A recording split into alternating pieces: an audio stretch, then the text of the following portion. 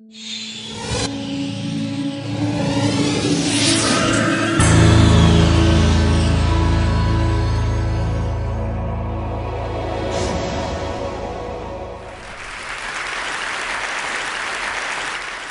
is a dream of mankind to fly like a bird. Birds are very agile. They fly not with rotating components, so they fly only by flapping their wings. So we looked at the birds and we try to make a model that is powerful, ultra-light, and it must have excellent aerodynamic qualities that would fly by its own and only by flapping its wings. So what would be better to use the herring gull in its freedom, circling and swooping over the sea, and use this as a role model.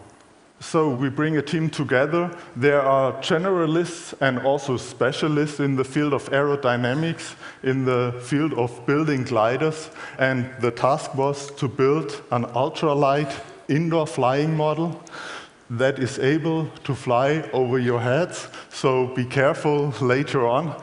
And this was one issue, to build it that lightweight that no one would be hurt if it fell down. So why do we all this? We are a company in the field of automation, and we'd like to do very lightweight structures because that's energy efficient, and we'd like to learn more about pneumatics and airflow phenomena.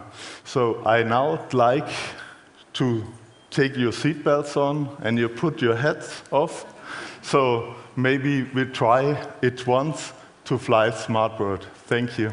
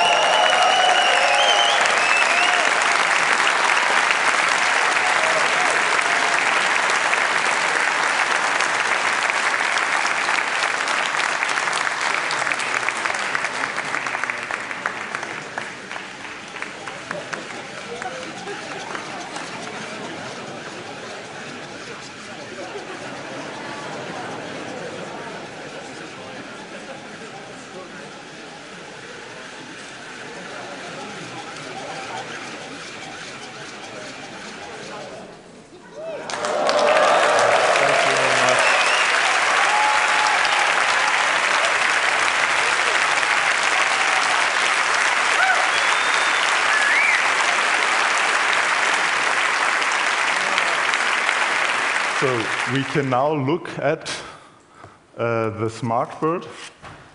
So here is one without a skin. We have a wingspan of about 2 meters. The length is 1 meter and 6, and the weight, it is only 450 grams. And it is all out of carbon fiber. In the middle, we have a motor, and we also have a gear in it, and we use the gear to transfer the circulation of the motor. So within the motor, we have 3 Hall sensors that we know exactly where the wing is. And if we now beat up and down,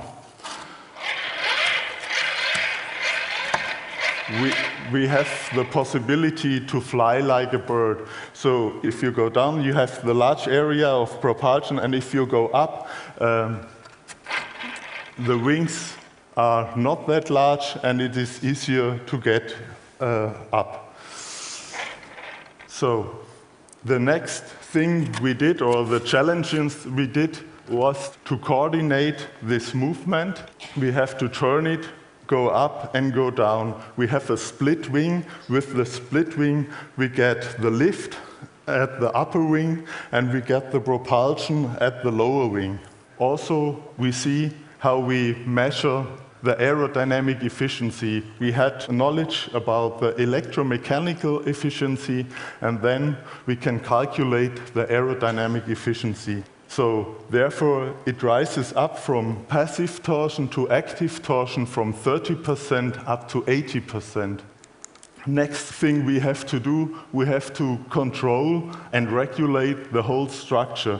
Only if you control and regulate it, you will get that aerodynamic deficiency. So the overall consumption of energy is about 25 watts at takeoff and 16 to 80 watts in flight. Thank you.